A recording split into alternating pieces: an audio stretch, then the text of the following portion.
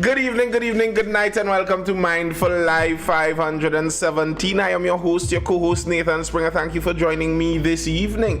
It is currently 10:25, a late start in the beautiful Twin Island Republic of Trinidad and Tobago. On the 25th of August, the year is drawing to a close, apparently, really quickly. We're speeding through this year. 8 months nearly done. Imagine that. The Java vacation is nearly to an end to July, August for us Trinis and Caribbeaners, where, summer vacation doesn't really make sense. It's summer all year round, basically. Well, really and truly, there is no summer here. There's nothing as summer. We have rainy season and dry season. And a rainy season vacation doesn't really have a ring to it. So, yeah, the Java nearly finished. Good night and blessings, Otis. And I might have to look back through. I did a video a while ago on normalcy bias. I might have to either reshare that or redo a video on normalcy bias. And normalcy bias is it's something that we all have. It's the tendency to believe that things will remain as they have been. Things will stay normal. They have been normal, so they will remain normal, of course. But that is not actually, of course. Because things having been what you think is normal for however long a period of time in your mind isn't necessarily an assurance that that's the way it's going to remain. And that is a scary part of what is going on in the Caribbean Sea there. The normalcy bias of it gives me the feeling like, I don't think anything is going to come out of this.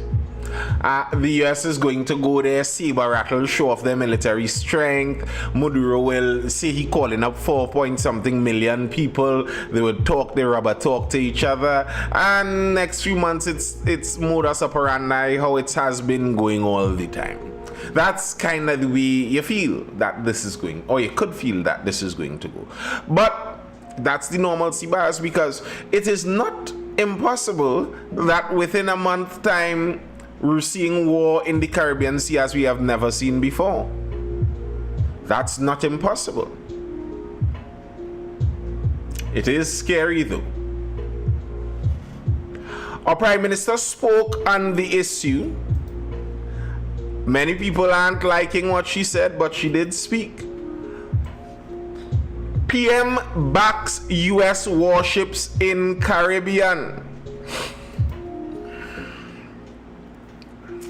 Prime Minister Kamala Bissassa has declared TNT's full support for the United States as American warships enter the Caribbean to target Latin American drug cartels. In a statement yesterday, a day before the scheduled arrival of the vessels, Bissassa said our government has no hesitation in welcoming U.S. assistance to combat drug trafficking. Trinidad and Tobago has been helplessly drowning in blood and violence for the last 20 years. Vice President J.D. Vance spoke the truth when he mentioned our high murder and crime rates. Therefore, no amount of Trump derangement syndrome tantrums and anti-American propaganda will prevent my government from welcoming assistance to combat the terrorist drug cartels, she said.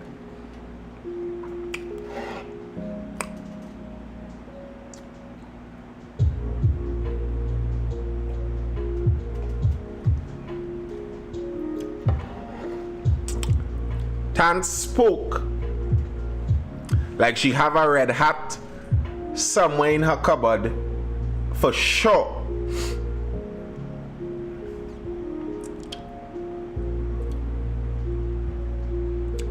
She spoke like that red hat sitting down, pristine and in a case somewhere in her cupboard.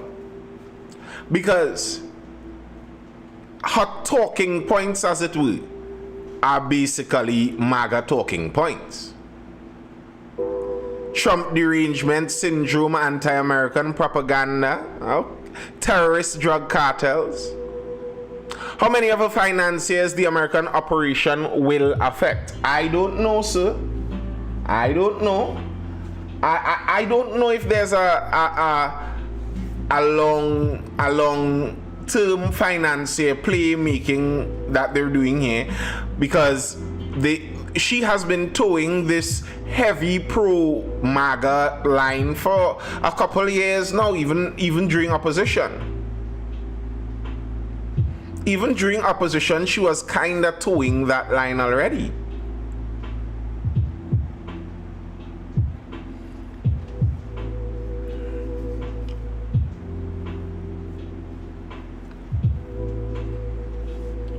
The Prime Minister noted that the government would not be engaging CARICOM on the issue, adding that each member state can speak for itself.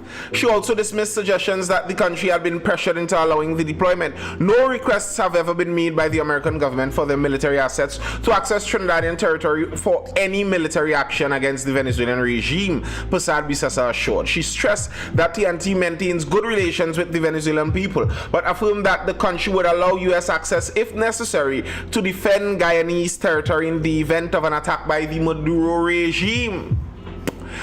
Arlene says, good night. Didn't Tan say a couple of years ago that the war on drugs is on the land and not on the sea? Arlene, your memory long time. Those weren't a couple of years ago. That was quite a few years ago. That was in Partnership Part 1. The original.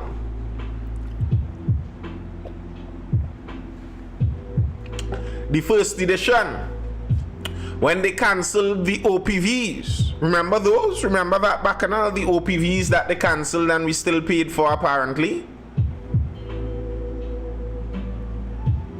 A lot of big political financial drug dealers will lose a lot of money, Otis says. I am not saying this. I do not know of any political financial drug dealers. I do not know of those people.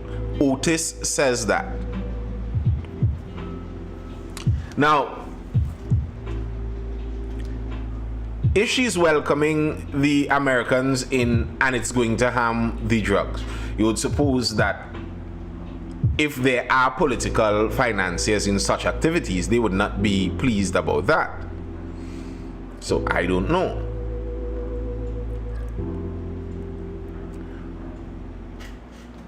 You know, though, that statement she made then, many people, as we read through the articles tonight, many people came out against that statement in particular, like the statement where the CARICOM territories would have to speak on their own for themselves. But I think she is playing to the MAGA hand as she has been doing. Because what Trump is interested in doing is having what's the word, a bespoke trade deal for every country. As it is right now, CARICOM functions under the Caribbean Basin Initiative, the CBI, where all of us have a deal with Uncle Sam. But if Mr. Trump now is saying we ain't doing no basket of people in one deal, everybody gets their own deal.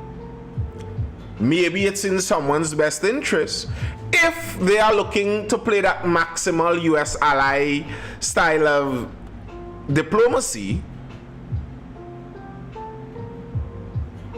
They're looking to cut ties and make sure the ties are super secure in that direction.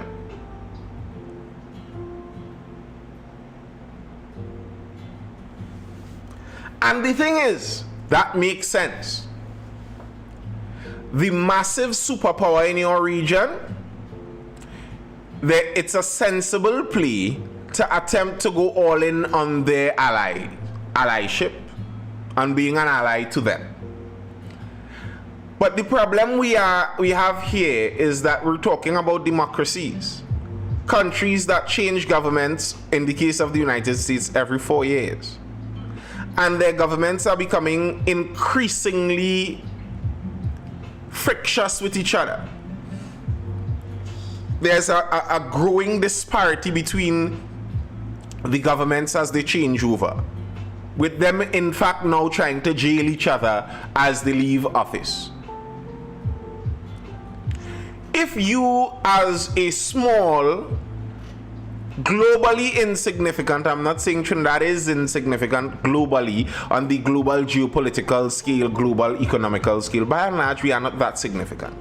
You as a small player, tie yourself 100% to the United States, but not just to the United States, because you're tying yourself to a regime in the United States.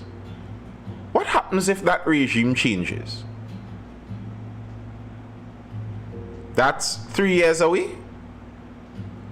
If in 3 years, well, Trump can't be re-elected again, barring some very strange stuff, the Trump side of things aren't the ones in power, what's our portion then? And even on playing all in on MAGA team, what benefit do we seek with that? What benefit do you think we will gain with that? How much benefit is there to gain by going all in there? Maybe this administration has no plans of leaving office, just like Trump. You see, I don't know what Trump is going to do, but that man is an old man. It's only so long he'll be in power, one way or the other. Greetings night, and comes kind of in the same category. But after all of that is done, Trinidad and Tobago and Venezuela and the United States would all have to have some kind of working relationship with each other.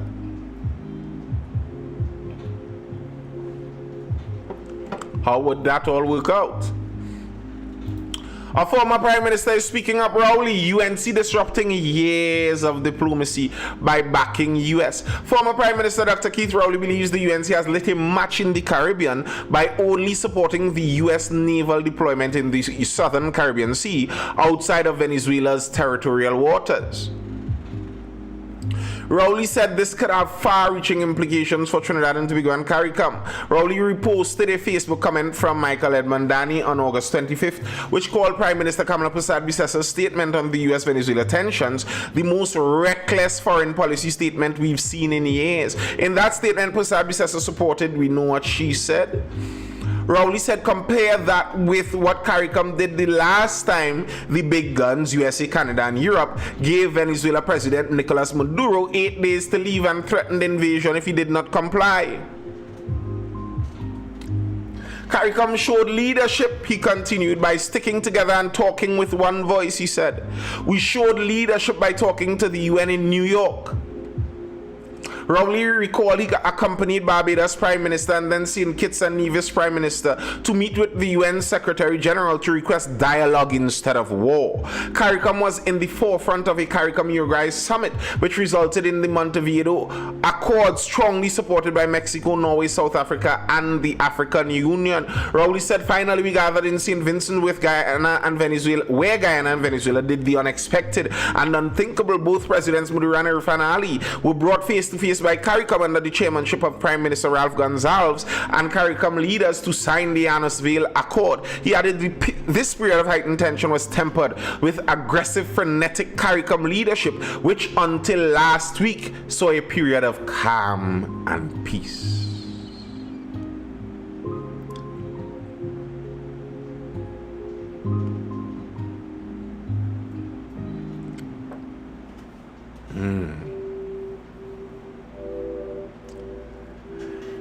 Let's go to the direct Dr. Rowley post though, because something interesting is in the comment that he shared.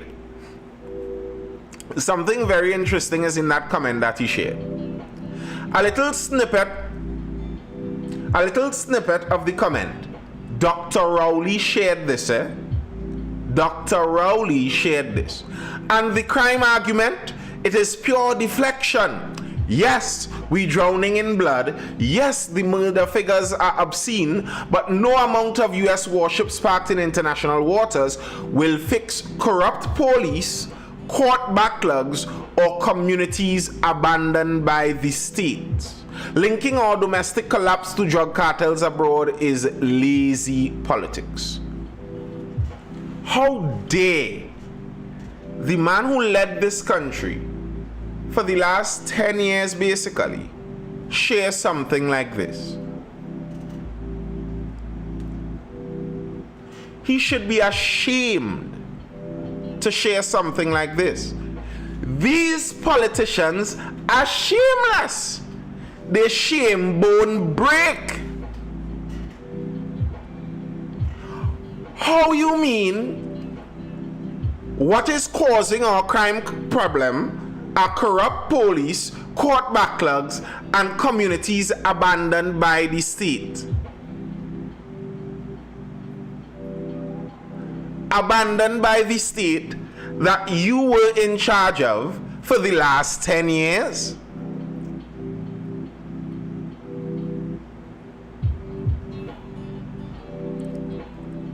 How about you, me? I do mute and block. Careful, make sure it's not trolling you're doing.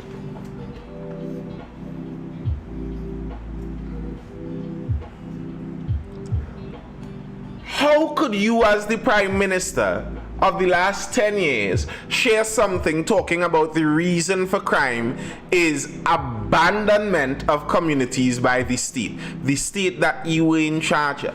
The reason for crime is corruption of the state law enforcement, the state that you were in charge of.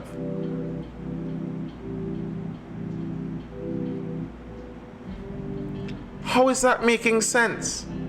And then, if that's the case, you have no right to comment or complain about any situation right now. Camps could invite the US to take over everything.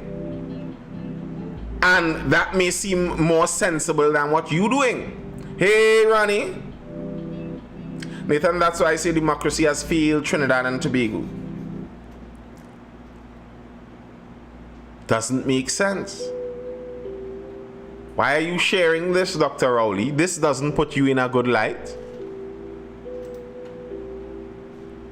Because then you're saying you are the cause of the crime situation in the country. Or at least the person that allowed it to reach where it is. And then, now, you know oh so well what would not solve the crime situation. You know what would not solve the crime situation, but you couldn't solve it all the time?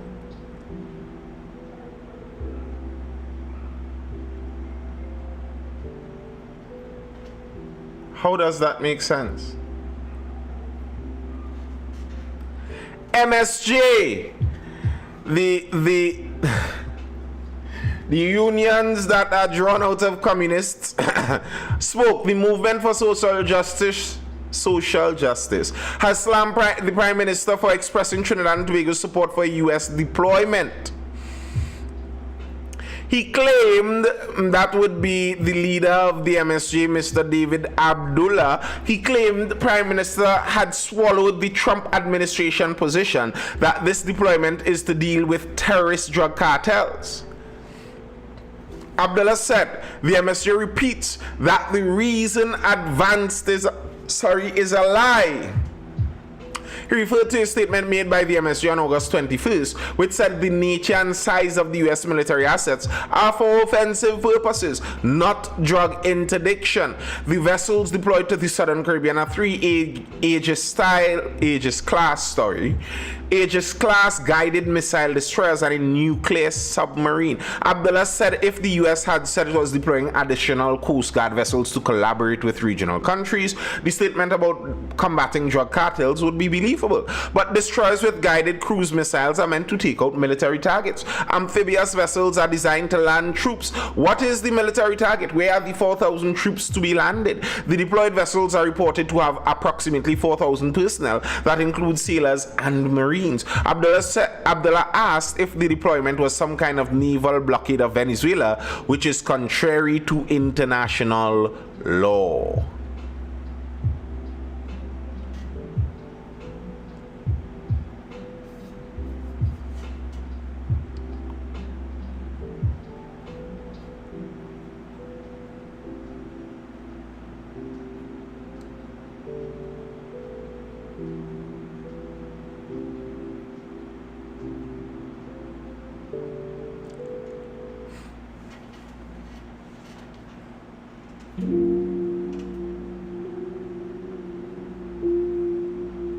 Just taking care of some pests. Just on a little pest control here.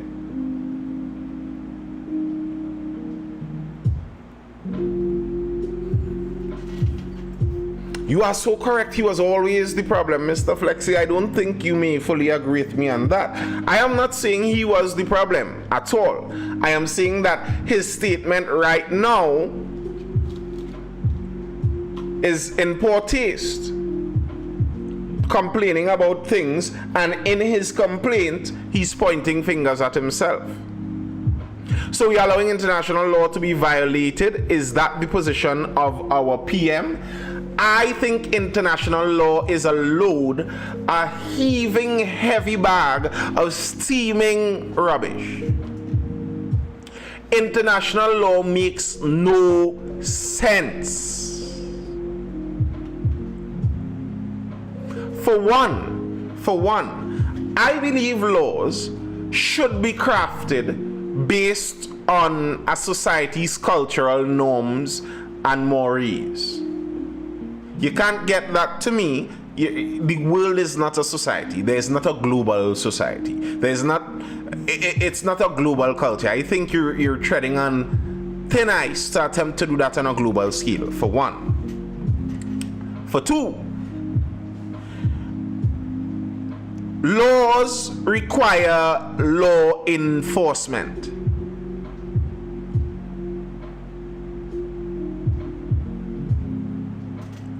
If there's an international law, there needs to be international law enforcement. How do we get law enforcement? What is law enforcement? Law enforcement is a group that has the monopoly on violence, the monopoly on ascending the violence hierarchy. As in, if we keep getting more and more violent, this group is going to win it. That's by definition, as it were, who the law enforcement is, who the law enforcement has to be. Who can do that for international law? Really and truly, there is only one group that has the ability to do that. And we don't like them doing it. So international law is rubbish. It is a rubbish. It is a nonsense. International law only applies to Caucasian nations. I said it. It doesn't even apply to Caucasian nations. It applies to no one. International law is a joke. It's something for wealthy people to get their children a cushy job in a good sounding institute. It's a make-work program for global lawyers. Something to satiate the consciences of wealthy philanthropists around the world. And the UN is supposed to be the international law enforcers. Does the UN have a monopoly on violence? Does the UN have a standing army that they can call to enforce that? So, okay, the US is, let's say, I don't even know the details of all the international law, and they seem malleable at best. They seem malleable at best. I find it ridiculous that many of the Arab nations attempt to bring people up on international law infringement. I find that personally ridiculous, Abdul, just so you know. But it's malleable at best. If, let's say, the US is infringing on international law by what they're doing there, what's the UN going to do? There are 3 destroyers and a nuclear submarine, 4,000 soldiers. What is the United Nations going to do? Deploy their standing army from where? Where's the United Nations standing army? But Europe and North America are the ones that enforce international law. Yes, the only ones, but not totally, because Rwanda is one of the biggest volunteers for United Nations peacekeeping missions, so they enforce some international laws, so especially throughout Africa. Rwanda. I'm looking for evidence of drug cartels from Veni in the US and I'm having some trouble. What do you mean? What do you mean? They have evidence of those cartels strongly bantal. Come on. You see, this is where I disagree. Good night, Nisi. I don't think that this is all about drugs. I really don't think so. I don't think that they are that bothered by drugs. I really don't think so. I do think there's a power play at play, of course. However, I don't think that necessarily means that there are no drugs involved. It's like,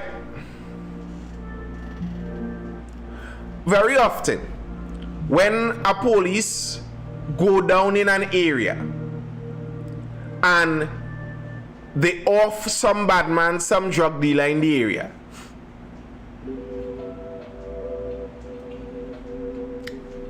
very often, I'm going to use the word very often, sometimes it's not because that drug dealer attempted to shoot at the police first when the police do such things. Sometimes it's because the drug dealer didn't pay the police.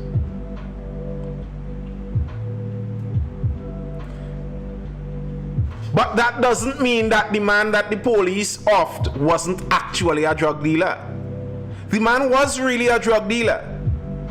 But they knew that all along, and the reason they came and put an end to him had nothing to do with him selling the drugs really and truly.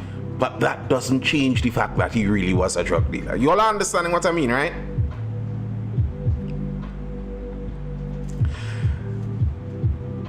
Yes, they are known for that, like what they did to Iraq about weapons of mass destruction. Yes. That one would live on in infamy forever. They don't look. It doesn't look like they'll ever live that Iraq war down. That's something that will haunt them forever, apparently. And maybe well deserved. I'm not saying it's not well deserved, because that Iraq war and the reasons were dicey at best. They were dicey at best. But some analysts agree with the Prime Minister. Analysts back bold move. But Raghunath concerned about over PM's Guyana link. Bold, firm and strategic. This is how political analysts have described Prime Minister Kamala Persad-Bissessa's support of United States President Donald Trump's decision to deploy warships off Venezuela's coast to tackle narcotics trade and cartels. However, one analyst believes she went too far in stating that if Venezuela attacks Guyana, she would allow U.S. troops access to Trinidad and Tobago's territory, if requested in defense of the CARICOM neighbor. The Express spoke by phone yesterday with Dr. Hamid Ghani, Dr. Mukesh Basdeo, and Dr. Bishnu Raghunath on the Prime Minister's endorsement of the United States initiative. Ghani said the Prime Minister has taken a firm stand in defense of a CARICOM partner. He noted that the status of forces agreement so far, signed by the then government in late 2024, can be utilized to support a CARICOM member whose territorial integrity is under threat from Venezuela. Ghani said that this is not inconsistent with the values of any CARICOM member, who would naturally defend another member if its sovereignty was threatened, especially on the eve of a general election. General elections in Guyana will be held on September 1st. This is a bold defense of Guyana as a CARICOM partner by another CARICOM partner, and shows what respecting sovereignty and democracy is all about. Yes, I do, mouthpiece.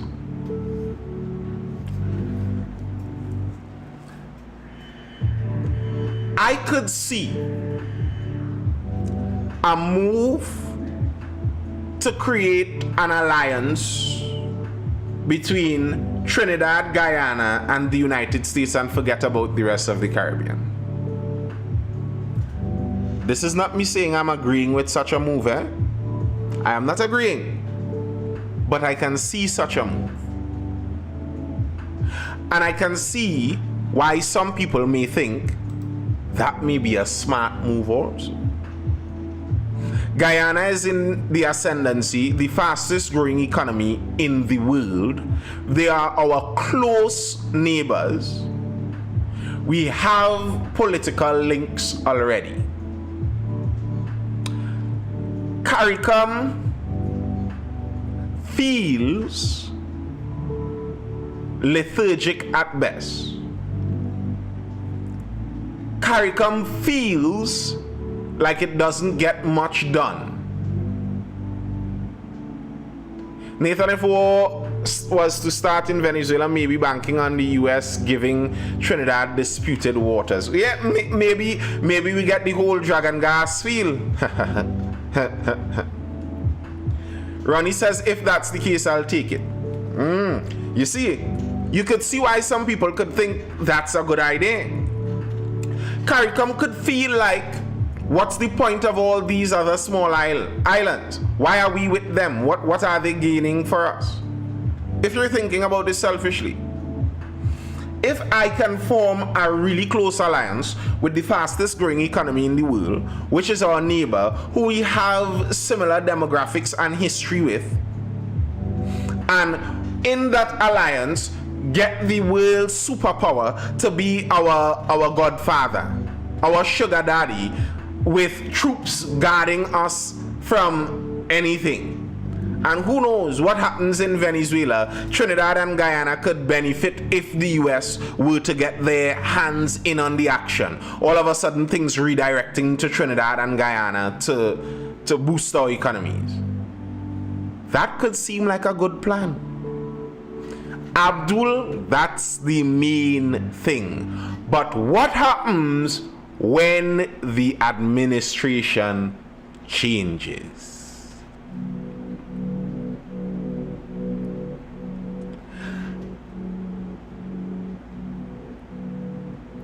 If the US was the Saudis, or if the US were the Qataris, or if the US were the Emirates, that could make sense. Because if you get an alliance with the big boy, that alliance could seem like it's going to go on in perpetuity. That's not necessarily the truth with the US. Their administrations change. Hezzy George says, Nathan, you believe Russia and China will just sit there and let America destroy Venezuela? What they did when America dropped 13 of the biggest bombs ever made on Iran. What did Russia and China do? Pray tell. What did they do? And addendum on that, what can they do? Russia is struggling with a micronation of Ukraine in terms of military power. China has their internal struggles that they're battling, and they have an entire hemisphere of the world. They have an entire hemisphere of the world that they're looking to balance out. I don't think China nor Russia are going to do squat. They may send a jet to allow Maduro to escape into exile in their country. They may be right now supplying arms and ammunition so that if the Venezuelans want to fight, they would have the arms and ammunition to do so. But in terms of sending bodies, I don't see it. I really don't.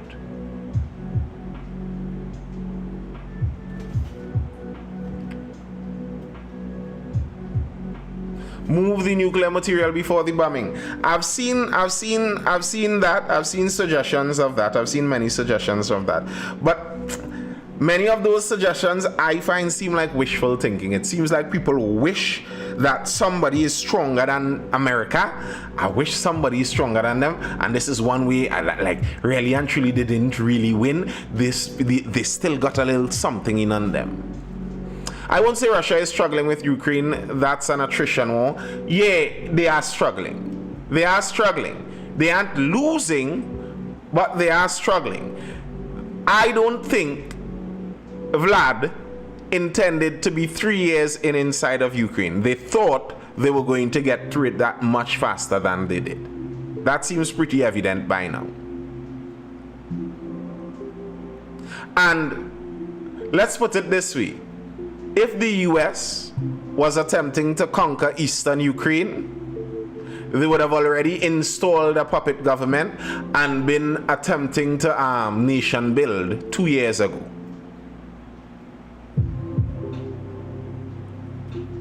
The same way NATO intended to be a few weeks in Afghanistan, exactly that same way too. But bear in mind, NATO didn't struggle to conquer the Taliban as a government entity. They struggled to conquer insurgency, which is impossible to conquer. Russia and Ukraine are battling for cities still going back and forth. That's not insurgency. So it's not apples to apples comparison with Afghanistan. Really is not.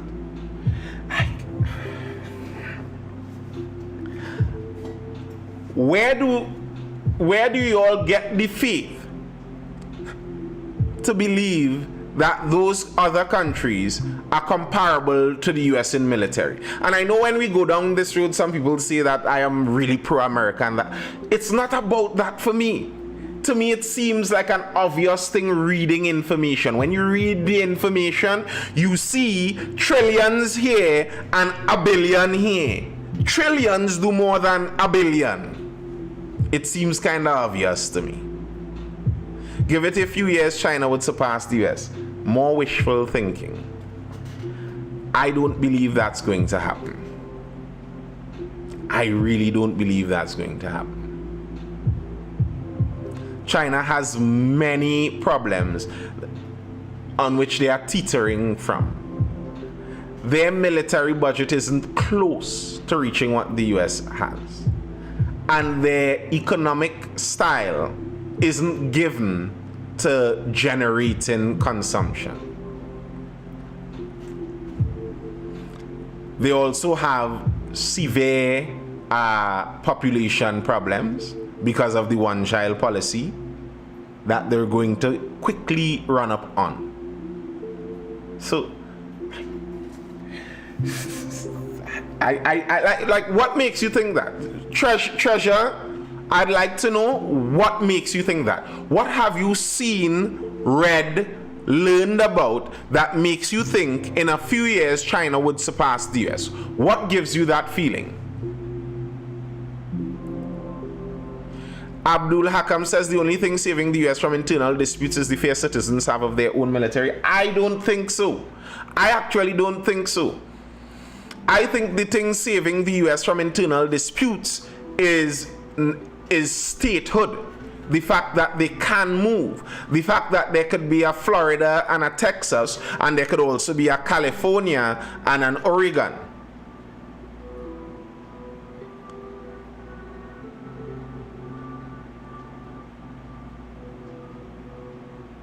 That's what I think actually saves them from more internal disputes. So you don't believe in the theory that the US will no longer be the world superpower in some years? I don't think it's impossible for that to happen. But as it stands right now with the trajectory that we are on, I don't see that. Not with the trajectory we are on. Now, things can happen. The US could get into internal conflict. They could harm themselves internally and come collapsing all the way down. It has happened many times before. But as it stands, a few decades, because they're growing exponentially, or was growing exponentially. Growing how exponentially? Growing in what way? In what way is China growing exponentially? Yes, they do, Abdul. It's just a matter of time. And as I said, some empires last 2,000 years and the US is only, they haven't even hit 200. Or is it 275? 275 they are? And some empires last thousands.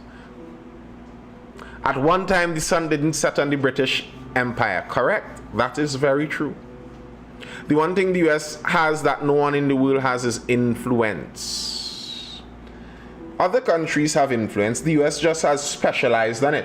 And I think the US would have fully won that influence war had they continued with that 80s, 90s model that they were doing. But it's the internal disputes, like Abdul just said there. The US has many internal disputes, and that's one of the problems I have with some of the severe anti-America people on the outside. They assume all of the US has one internal narrative that they share and promote and push, but the US has a lot of internal friction. There are many communists on the inside of the United States that are Americans inside the United States that would like to destroy the country. They would like to see that country fall.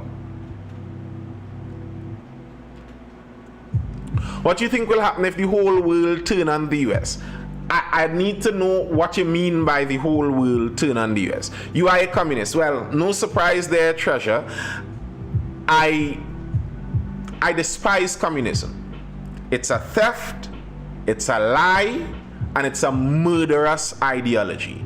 And it amazes me that someone is willing to confess, I'm a communist, lol, and people watch them normal, while if someone were to say I'm a Nazi, lol, people would want me to block them from the chat.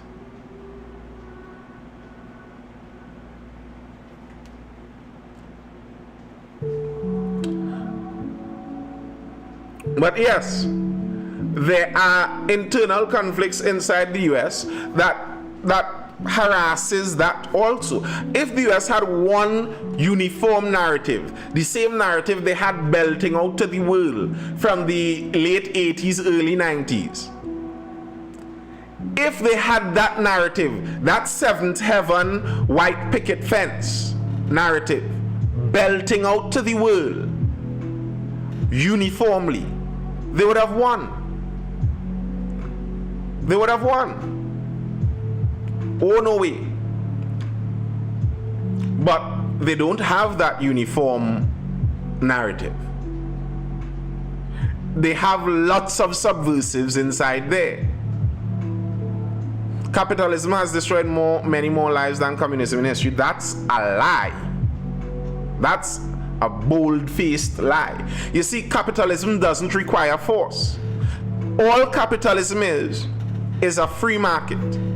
That's capitalism is the name that Marx and those weirdo communists, those racists, by the way. It's amazing to me how much black people hug up on Marx and communism while the man hated niggers with a passion, eh?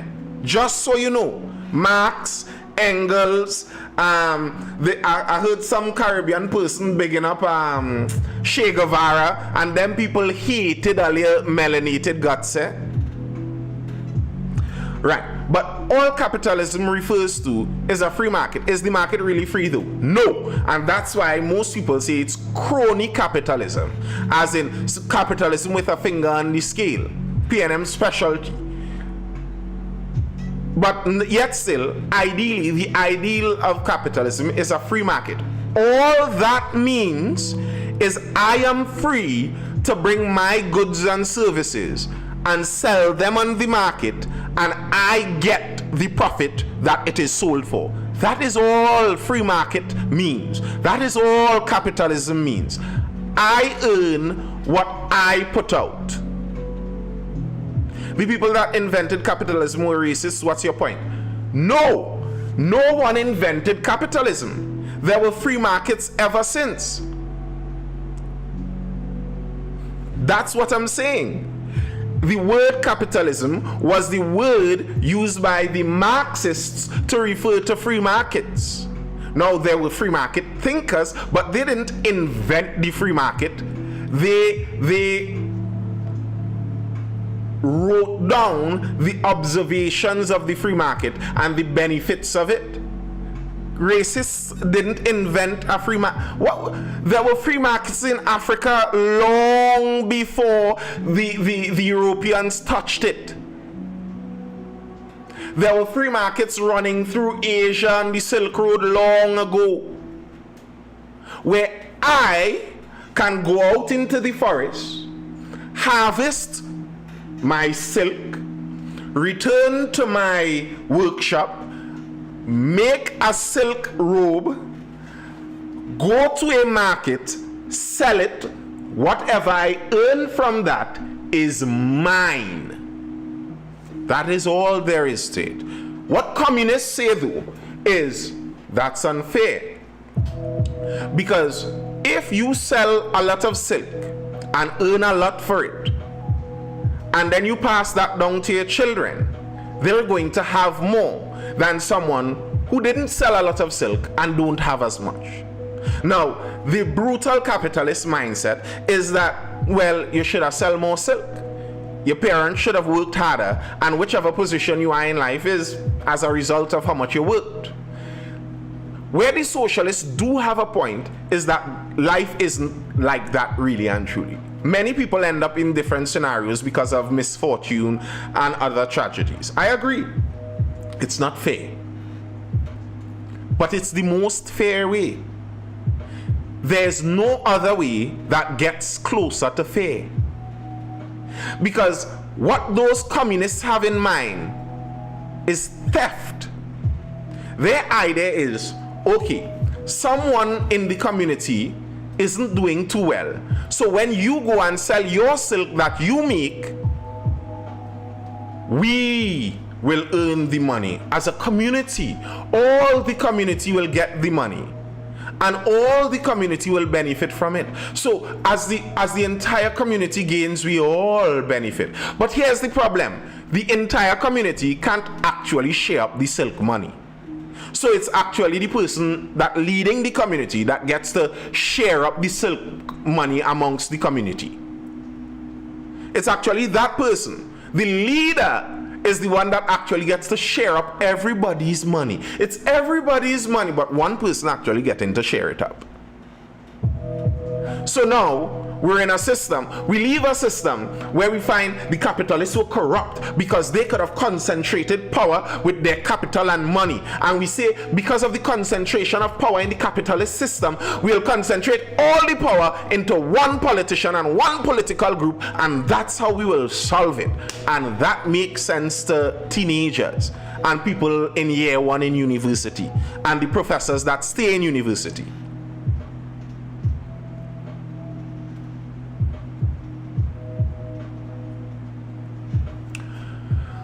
This would make sense when we're discussing big companies like Amazon. No one person should have billions of dollars when their workers are barely surviving. Who said so? Should. Who makes that should determination? Who determines how much money is enough money for me? Who makes that determination? Should. It's amazing that it's always the people without the money that attempt to decide how much money is enough. I didn't see any homeless people in China, but it have millions of homeless in America. Go ask the homeless in America if they'd rather live in China, Hezzy George. Let's not be foolish now, please. Nobody want to plant the corn. Everybody want to read the band, but we are go blame it on when it's a next man you are rely on. Well, you're wrong. You see, you run out as who was it? Margaret Thatcher says the problem with communism is eventually you run out of other people's money. It depends on human envy, and that's why it's so effective. It's so effective because it depends on human envy, and human envy is extremely dependable. Look what them have now, boy. Watch how much he have now, boy. Watch how much he have now, boy. Boy, watch how much he have now, boy. That's what it depends on. The last time we were in the live, another communist was in the live having this discussion, and eventually it came down to the admission, just as the guy said earlier with Amazon. The problem isn't that people don't have enough. That's not the problem that most people with the communist mindset have. The problem with most people with a communist mindset have is that some people have more than them.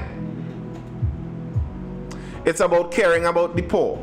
Well, here's the thing, in capitalist nations, the poor people are fat. While in communist nations, the average people are poor.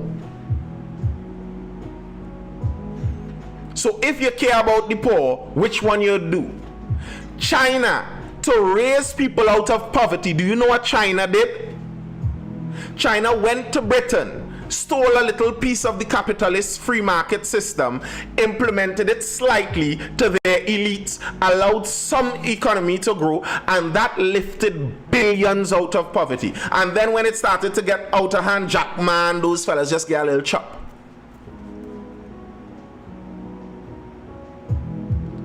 Only people benefit from communism are the elites that weaponize the working class to kill each other. Facts.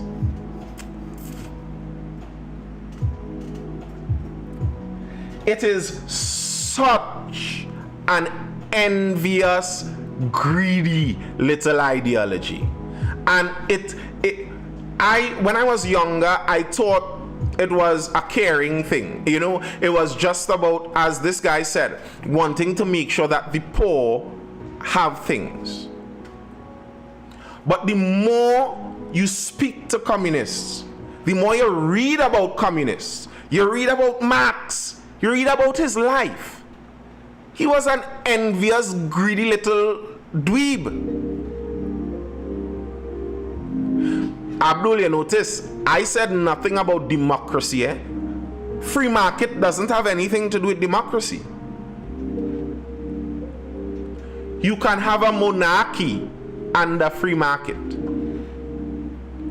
That's what Dubai did.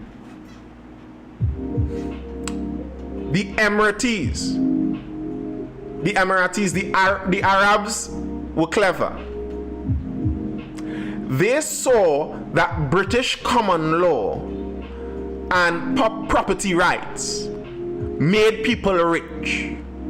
So they went over to Britain, hired for big money a bunch of old British law lords to come over and make what they call zones, economic zones that function with proper property rights. And look at those areas now. So Nathan, you think people worth billions should hoard their monies instead of reinvest to better everyone's lives? The truth is, R.L. Christian, people with billions and worth billions are worth billions generally because they do reinvest. About the better everyone's lives, that's a subjective term. Abdul, yes, but that is outside of where they did the free market. Who invented capitalism, treasure? So, R.L. Christian, when you hear Elon Musk is worth 400 billion or how much he's worth right now, it's not that it's DuckTales and Scrooge McDuck has a money bin and he has 400 billion cash stacked on itself inside a bin somewhere that he jumps in and spins around and swims through and stuff.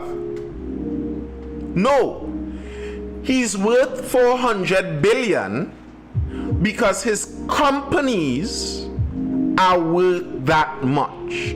And his companies are worth that much because they hire people. If you take away all the 400 billion worth of Elon Musk, that money doesn't go into other people's pocket. It disappears from the economy. He didn't earn that money, that's stolen labor. What do you mean? How did he steal the labor? Did he kidnap someone? What do you mean stolen labor? That's their labor. Yes, and you can sell your labor. So wait, I can't sell my labor? You vex with me for selling my labor?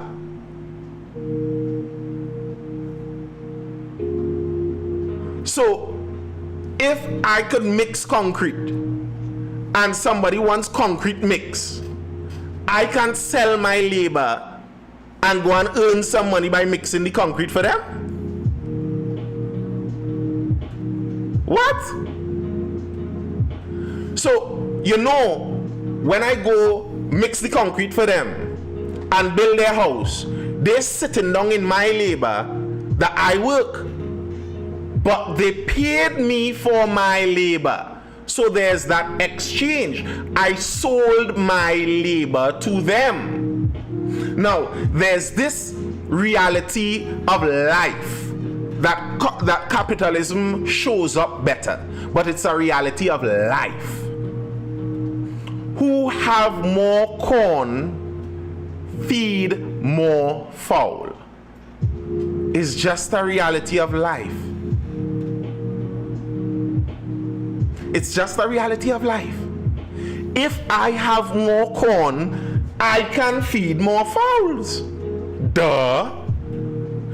So, you could sell your labor and have your body working for you. I can sell my labor, I could use my hands and go into a factory. I could decide in that factory how much I'm willing to sell my labor for. If Elon Musk wants to pay me 50 cents a day to sell my labor, I can say no, I don't want to do that. Because in a free market, I am free to decide how much I sell my labor for. You know what's the sad truth about these communists and what they don't understand in the evil of what they do? In a communist society, you don't have the choice to sell your labor. You know, if you don't have the choice to sell your labor, what they call that? You know what they call it when you can't sell your labor and they use it? That's called theft. You don't own your labor anymore. The state owns your labor. You are a slave of a political group. And that's what these people here believe is kind. That's the kind way for life to go. Let's all be a slave to politicians and we will live a better life as slaves to politicians. Who sold you that crock of nonsense?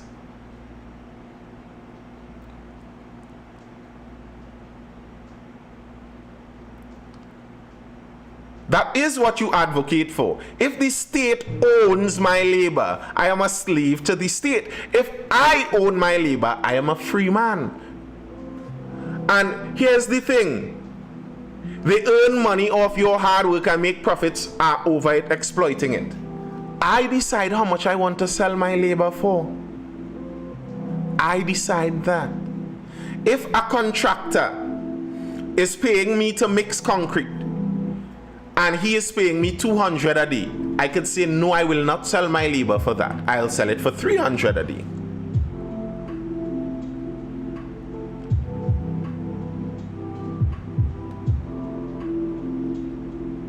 I'm telling you, Chocolingo, they aren't very smart. And you could have your body work for you, or you could have money work for you. You could have your capital work for you. So if I work many days mixing concrete, I earn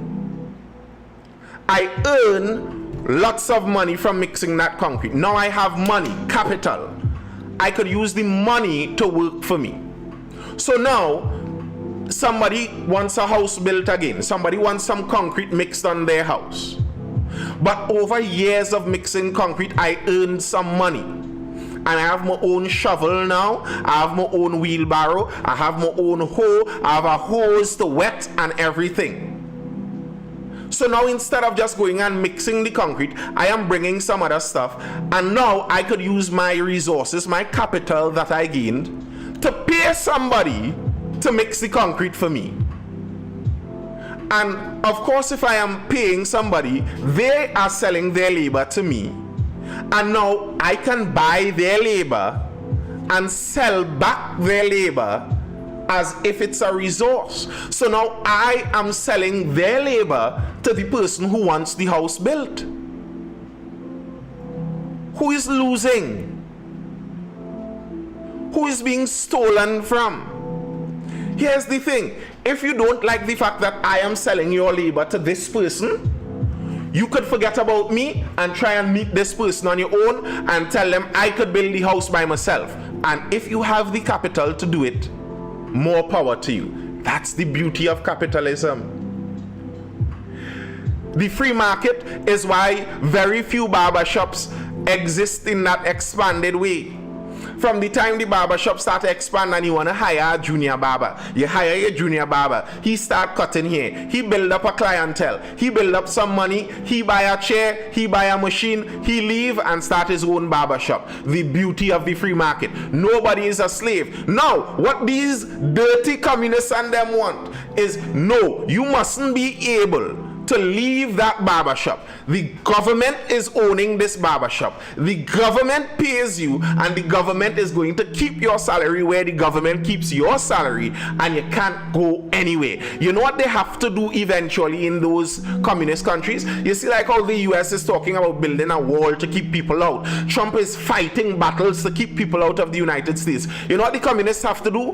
Build a wall to keep people in. Because after a while, you working in this barbershop recognize this government barbershop don't make no sense. There's no way up.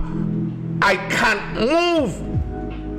So I rather leave here and go somewhere where if I work more, I get more.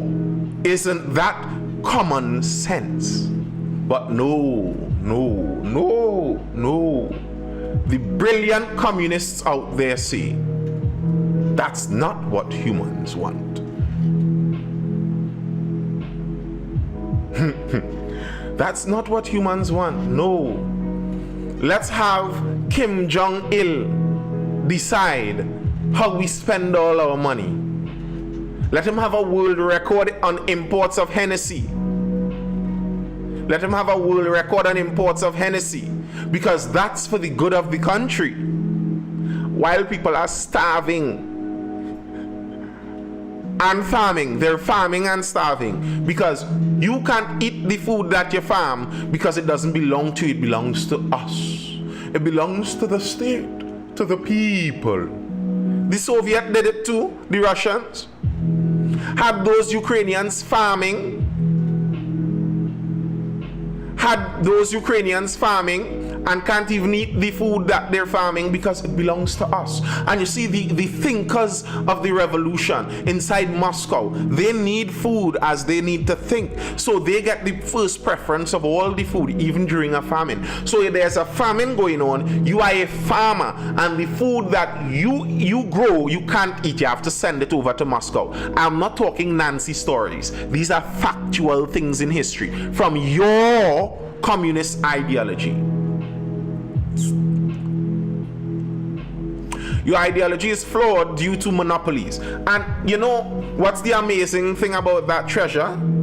You think the problem with capitalism, free markets, are monopolies. And the solution to that is to give the entire system as one massive monopoly to one party group to lead. Does that make sense in your head?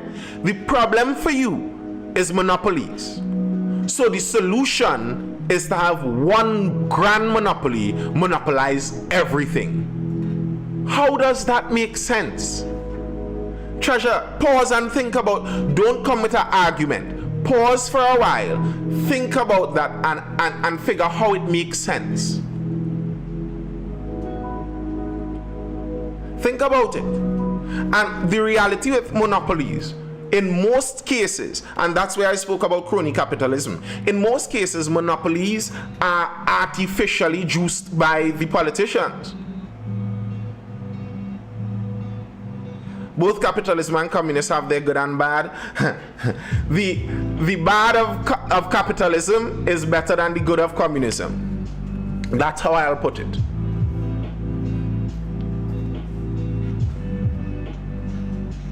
And yet, many monopolies are as a result of government influence. The PNM come and throw a tax on imports. That's how a monopoly was created. The PNM stop you from being able to get a license to import. They say, our government says that you require a permit in order to import XYZ product. And in order to get the permit, you need to have this whole long list of things that nobody else is going to have. That is how you make monopolies. Every communist are not the same. Right. Real communism has never been tried, has it, Treasure? Isn't that it? Real communism is yet to be tried. And all the fake communism that they keep trying keeps murdering people by the millions. But we keep going at it. We keep going at it.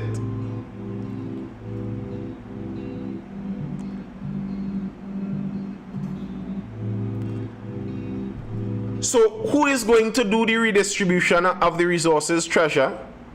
How are the resources going to be redistributed if there isn't a central party?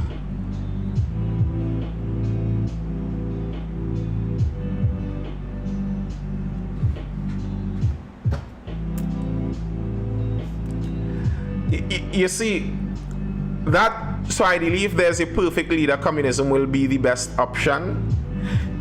If the leader doesn't just have to be perfect in terms of morally upright, Trini flag, Titi. The leader has to be God himself.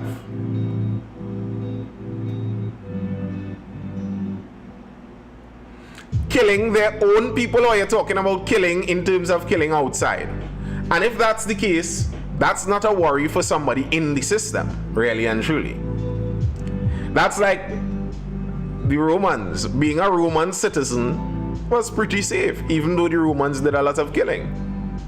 But TT, it's not about just moral perfection. It's not just about moral perfection. It has to be, you know, the answer to everything at all times.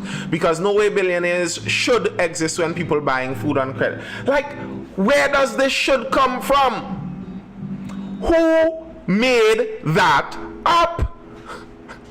That's like saying, no way should lions exist when there are ants in the world. Why? Has capitalism, by the nature of its system, killed millions? Where has capitalism killed millions, Treasure?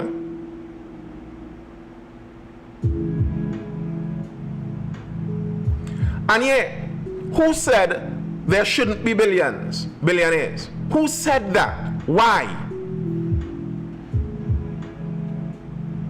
Why? If someone is better at something, shouldn't they gain more for it? I find that so outrageous. Where do you get that moral certitude from? That no one should be. Where do you get that from?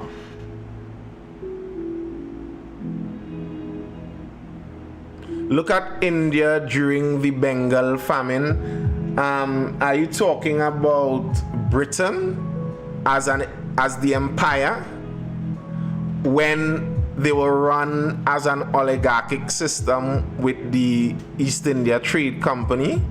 You consider the British Empire a free market system?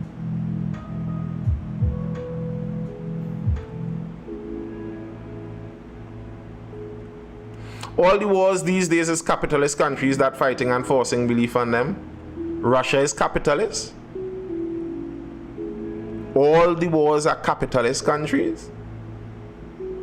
You sure? Congo is capitalist. Rwanda is capitalist.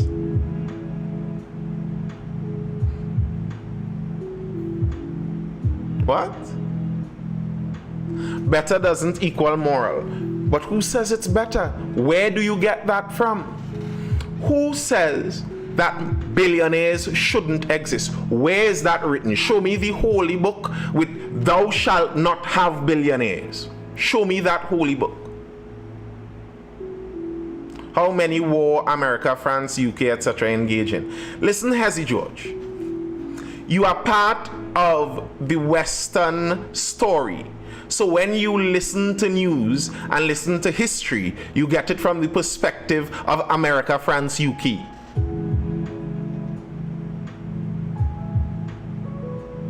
America being the main power, yes, they are all about. But they aren't the only ones engaged in war.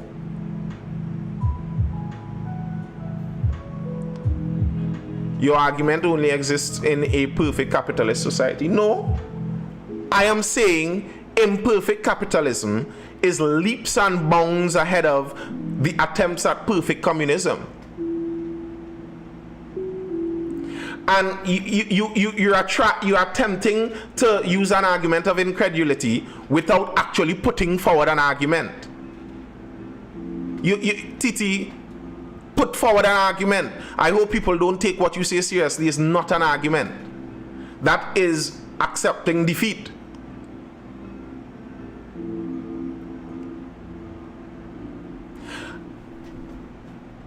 An imperfect capitalist society is leaps and bounds ahead of the best attempt at socialism and communism.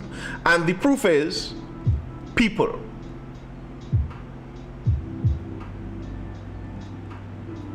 You can't deny that India wasn't not. I don't understand. What? What do you mean by that?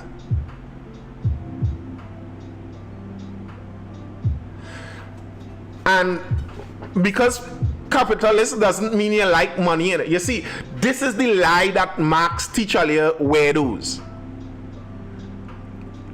Capitalism doesn't mean you like money in it. Everybody who likes money is not a capitalist, you know. That's not the meaning of capitalism. There were always people who love. Most socialist leaders love money too. That's just the reality. Most socialist leaders really love money too. So loving money doesn't make you a capitalist. So who were the free market people during the British Empire versus India? Exactly, Titi. And I'm glad you accept that, Titi. So seeing as everybody loves money or everybody likes money, the communist system depends on the free generosity in man's nature to work, while the free market depends on the nature of man to seek his own best interest to work. Which one of those seems more realistic? Depending on the selfless nature of man in order for the system to work, or depending on the selfish nature of man in order for the system to work. I attempt to go live every weekday, Z-Man.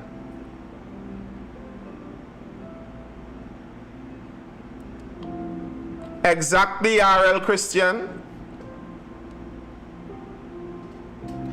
So Titi, if you believe that greed is inherent inside of humans, do you want a system that depends on the greed or a system that depends on the opposite of the greed? And you know, that's why I said the last time, y'all go read Animal Farm, please. It's a simple book. It's a short book. Go read the book. Because it shows you the Nancy story that they sell you. Listen, we would all take care of each other. Get rid of these greedy capitalists. We would all take care of each other. Don't worry about it. And you believe that somehow these humans are Ubermensch. They have conquered their lower natures. They have conquered their baser natures. So Stalin, Lenin, those guys. Lenin, he's an advanced human. He doesn't have those baser urges of normal humans.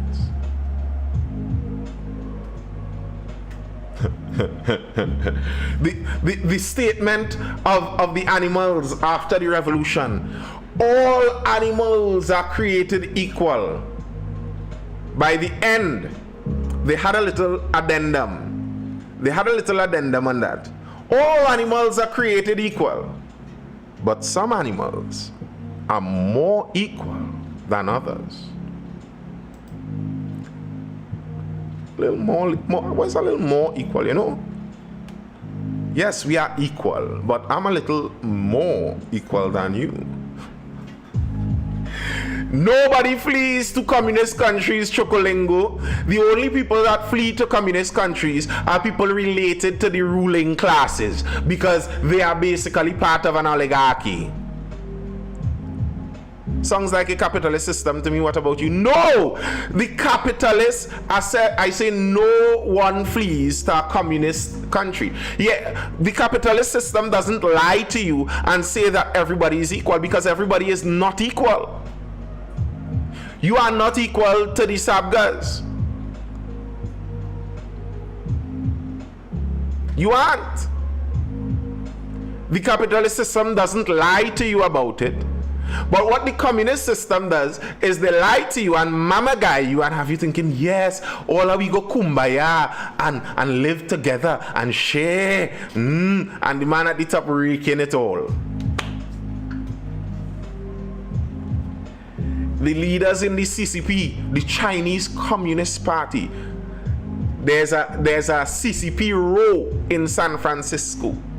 A row of mansions with just concubines and outside women living because the CCP members visit every now and again. That's where all that equal spending money has gone. And somehow you believe we're going to get a group of people that we could put at the top that somehow would spend our money better than us. That's why I said you need Jesus. You all need God. God needs to come down personally and run that. Personally, God needs to run that. Otherwise, it just will never work.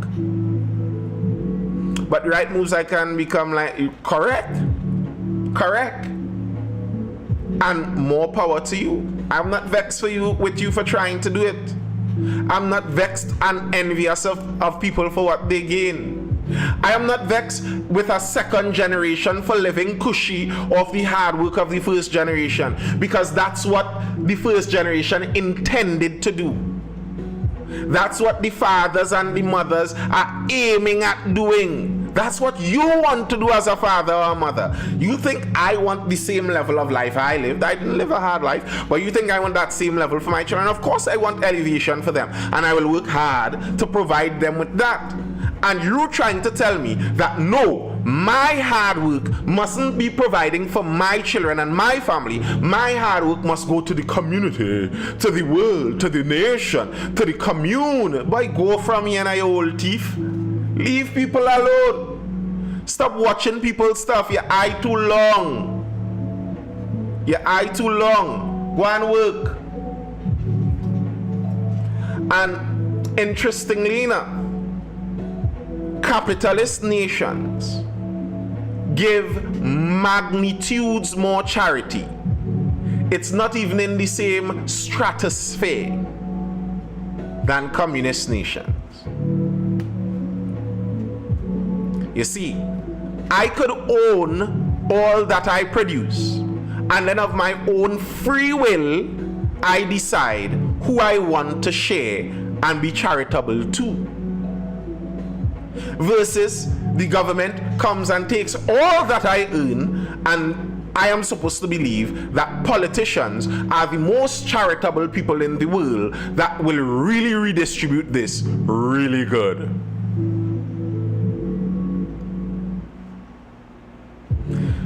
Yes, Mikhail, tax write-offs is correct. That's a part of it. But they were charitable even before the tax write-offs were a thing. Those free market nations were the most charitable before the tax write-offs were a thing. So, yes, the tax write-offs are true, but it's not a cause.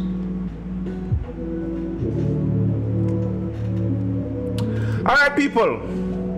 We ended back up on communism again. Oh, so when capitalists raise their prices and take advantage of the working class, that's not stealing. You see, here's the beauty about the capitalist system. Isn't it funny? Here's the beauty about the capitalist system.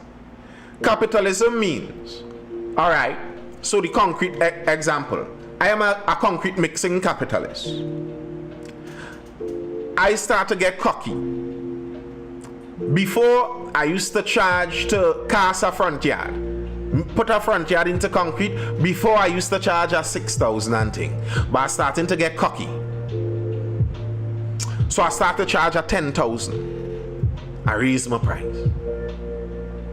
You know what a capitalist system does? Well, somebody else could decide, well, I'm going to cast your front yard for the 6,000 still. I'll do it for 6.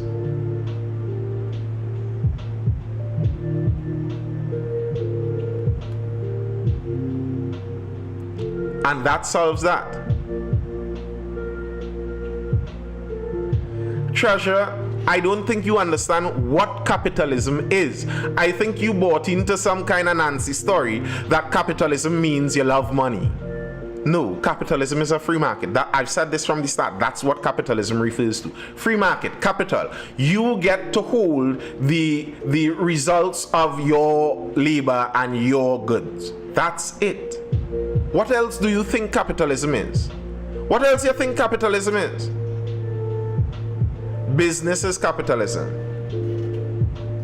Business is not capitalism. What do you mean by business? What do you mean by business? Anything involving money? Because the state could own a business and then it's not a capitalistic business, is it?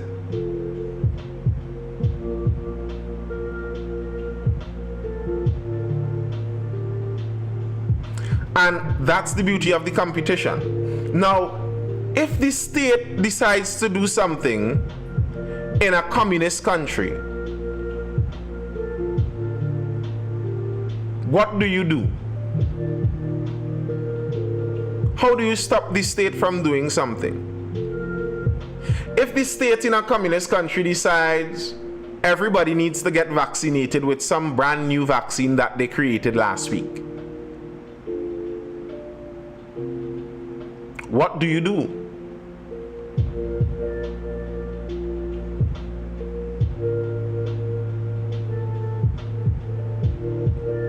Socialist people on the left, even on the right, they are not socialist people on the right. Treasure, your mind is muddled, you know. You need to go read up these terms again.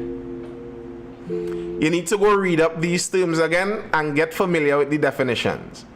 There are no socialists on the right.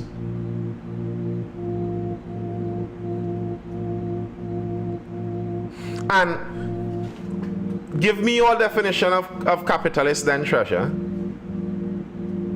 Give me your definition.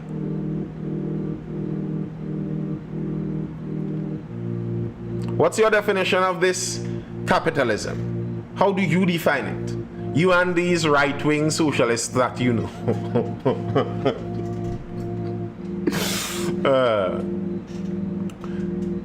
Or people from the... Okay, so how do those people from the left and right define capitalism? What's your definition of capitalism? What's their definition? Those people from the left and right. How do they define capitalism?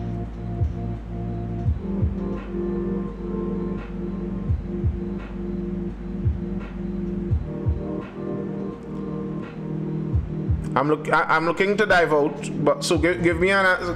Let's see if we could get that in quick closing before we go. The definition of capitalism according to the knowledgeable people from the left and the right that are much wiser on the topic. What do they say capitalism is by definition? I hope you catch me again too, Chukulingo. I hope you catch me again.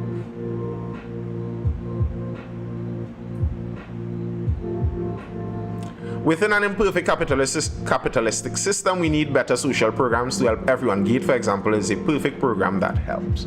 I don't necessarily mind social programs inside of a capitalistic system. I think, though, in order to really have effective social programs, you need a more unified society. The less unified your society is, I think the less social programs you should have. So like those Norwegian, Scandinavian countries that many people like to point to, they are homogeneous. So social programs become much easier because you don't have the freeloader problem necessarily as much. But when you have a very heterogeneous society, what you end up getting is low trust societies because these people aren't of the same people, so they don't trust each other as much. So when you do lots of social programs inside of a low trust society, you get lots of freeloaders and lots of people trying to scam those systems. So the smaller and more homogeneous the group is, the more effective socialized and communist ideas are. As in, families are the perfect groups to run communism. Families are the perfect groups. All families run like communists. At least ideally they should. From him according to his need to him according to his ability to him according to his need. The quote of communism. That's how families basically run. You put as much as you can into the family, and whatever you need, you remove. Oh, good grief, treasure. Give me the definition or hush him out. You're beating around the bush. Do you have the definition or don't you have the definition? You're telling me my definition is wrong. You've been saying that there is a real definition. Well, give us the definition now. Or is it some kind of hidden secret we have to climb up a mountain and speak to some monks in a monastery and decipher a 2,000-year-old puzzle to figure out? Give us this definition that everybody knows is the true definition. I gave you my definition. I re-gave you. I keep giving it through the entirety of the live. Please give your definition. Otherwise, what are you discussing?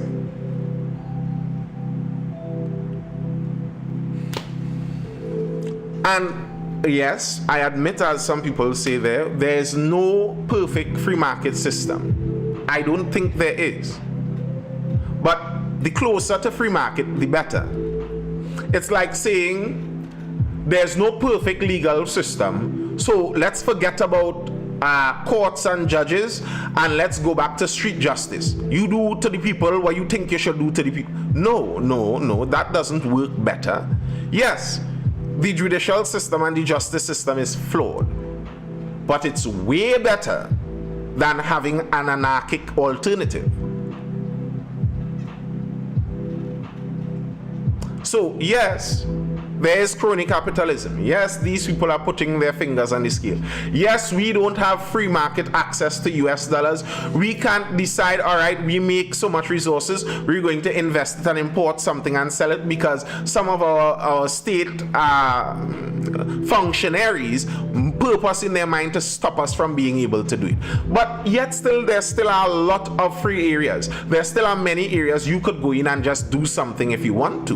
And I much prefer that than telling me I have to do what the state says, that I work in perpetuity for the state. There's a reason China doesn't have a net positive migration. Why aren't you communists running over to China? Why aren't you all flocking to Mandarin classes, learning off your Mandarin and heading off to your communist utopias? Why is that? Why is no one trying to find their way inside of North Korea? Volunteering to be a worker inside of North. Where are those people? Where's the line for that?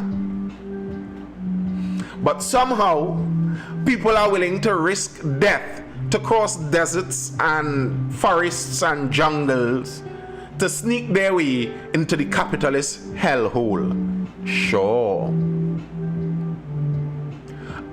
Treasure. Of course. Yes. Of course. In case anyone didn't see it, he says, "I'm not going to argue with you anymore. This is going nowhere. So what's the point of it?" After he's been here over an hour arguing his communism and hasn't yet given one definition, But no, he isn't going to argue anymore. And China is not communist. The country that was led into their system by a communist ideologue, a true believer, Mao Zedong, that had a communist revolution, called it a communist revolution, labeled the ruling party a communist party. They call their country a communist country, but some guy sitting on the internet here on an anonymous profile says, no, China is not a communist country. Got you, bro. I'm glad he admitted loss in the end. Alright, people, that's all I have for now. Be educated, informed, and entertained. This was the Mindful Live. I am Nathan Spring. I'll see you guys again for the next one tomorrow. tomorrow evening. Until then, hold it on. Stay good. Stay well. Stay inside. Outside sketchy. Go marry somebody nice, little Trini child, and make some nice little Trini babies. We need more people in our capitalist countries. If you're a communist, buy a ticket, learn Mandarin, and go to China now, boy. Give me a hisab. I am on YouTube. All of these are on YouTube. Nathan Spring over on YouTube. Head over and subscribe if you are not yet subscribed. Until then, people, peace. I'm out. Hold it down.